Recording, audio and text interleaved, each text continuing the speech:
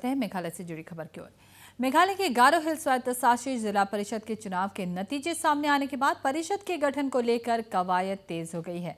29 सीटों पर हुए चुनाव में कांग्रेस को 12 सीटें मिली हैं और वह सबसे बड़ी पार्टी बनकर उभरी है।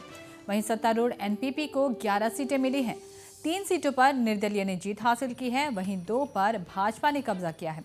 इसके बाद बीती देर रात जिगजाक और रोचनपाड़ा से निर्दलीय विजेता अख्तर अली और अरविस्टोन मराक ने एनपीपी प्रमुख और प्रदेश के मुख्यमंत्री कॉनराड सांगमा से मुलाकात की। इसके साथ ही कवायद तेज हो गई है कि दोनों निर्दलीय उम्मीदवार एनपीपी को समर्थन दे सकते हैं। वहीं राज्य के एमडीए सरकार के अन्य घटक दल भाजपा भी एनपीपी को समर्थन दे सकता है। ऐसे में एनपीपी परिषद की गठन करने की जल्द ही दावेदारी पेश कर सकता है। उधर कांग्रेस ने भी स्पष्ट कहा है कि जीएचडीसी में कांग्रेस ही परिषद का गठन करेगी। तो यहां दर्शकों को एक बार फिर से बता दें कि मेघालय के गारो हिल्स स्वायत्त शासित जिला परिषद के चुनाव के नतीजे सामने आने के बाद अब परिषद के गठन को लेकर कवायद तेज हो गई है। जोड़ तोड़ की राजनीति के साथ ही 29 सीटों पर हुए चुनाव में कांग्रेस को 12 सीटें मिली हैं और वह सबसे बड़ी पार्टी बनकर उभरी है। वहीं सत्तारूढ़ एनपीपी को 11 सीटें मिली हैं और इस बीच 3 सीटों पर निर्दलीय ने जीत हासिल की है। और इस वक्त जुड़ते हैं हमारे संवाददाता रॉजर सांगमा से, जो इस खबर पर हमें ज़्यादा जानकारी दे रहे हैं। रॉजर, आपसे जानना चाहेंगे कि जिस तरह से दो निर्दलीय जो उम्मीदवार रहे विजेता रहे हैं, वे एनपीपी से क्या उन शामिल होने की कवायद जो बताई जा रही है, कितनी हकीकत है इस पर? जी जी दुलुमनी, गुड मॉर्निंग आपको सबसे पहले तो। और ये जो दो निर्दलीय उम्मीदवार हैं वो अख्तर अली और अरविस्टोन मराक, जो कि रोशनपारा से इन्होंने जीता है। इन्होंने सीएम, जो फॉर्मर सीएम रह चुके हैं, उनको हराया था।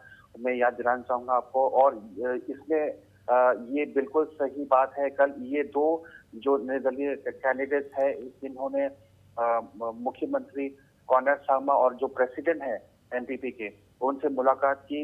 इस मीटिंग के दौरान क्या हुआ था, किस तरह की बात हुई, ये अब तक साफ नहीं हो पाया है। हम अभी तक जान नहीं पाए हैं।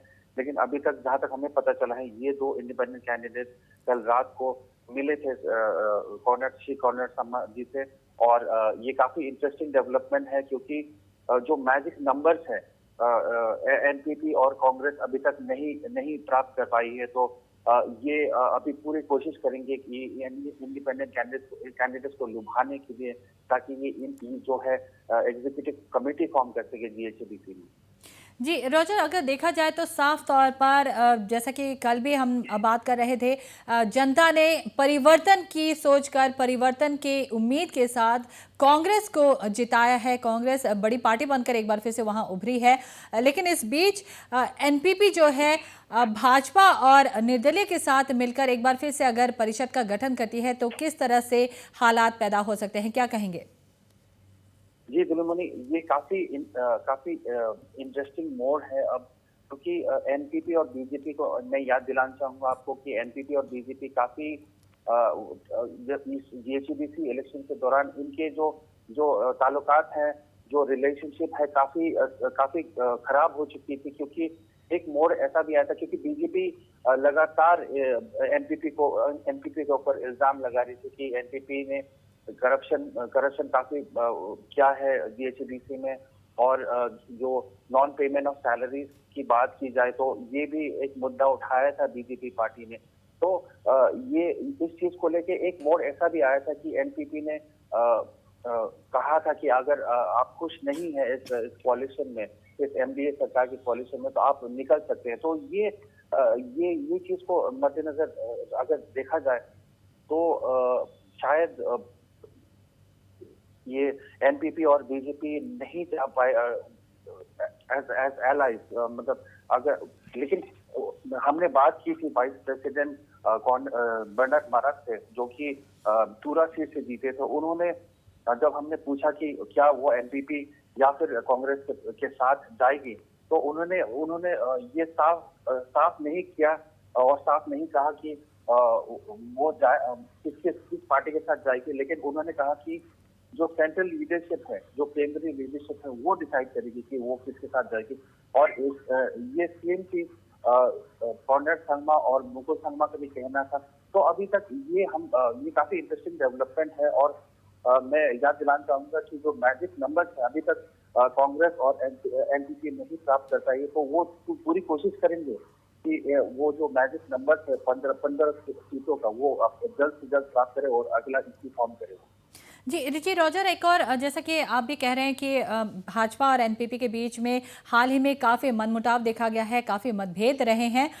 अगर एक बार फिर से परिषद गठन करने की ओर ये दोनों पार्टियां एक साथ होती हैं, एक साथ आगे बढ़ती हैं, तो किस तरह से पुराने भेदभाव, पुराने मतभेदों को दूर करने की कोशिश की जा सकती है? क्या कोई जानकारी है?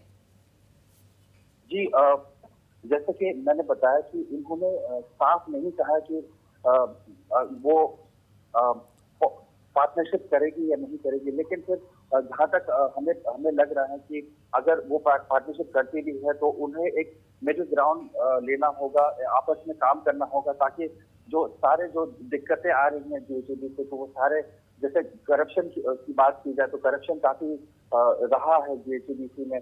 उसके बाद जो एम्प्लॉयज है, कर्मचारी है, उनका वेतन नहीं दिया गया था। और जैसे कि जो अमेंडमेंट है 6 शेड्यूल का, ताकि नॉन ट्राइबल्स को पार्टिसिपेट नहीं किया जाए, ये सब अहम मुद्दा है जो कि जो भी पार्टी फॉर्म करती है ये सब सारे मुद्दे को सॉल्व करने की कोशिश करेगी जुलमनी।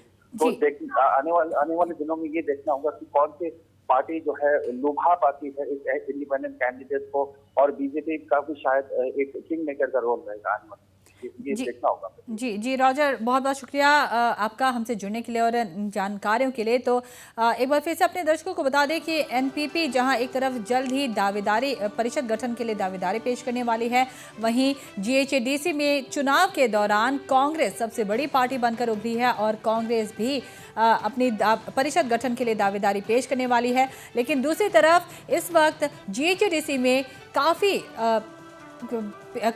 दिलचस्प मोड़ देखे जा रहे हैं आने वाले दिनों में। जैसा कि हमारे संवाददाता रॉजर ने बताया है, आने वाले दिनों में ही अब यह सारा मामला साफ होता दिखेगा।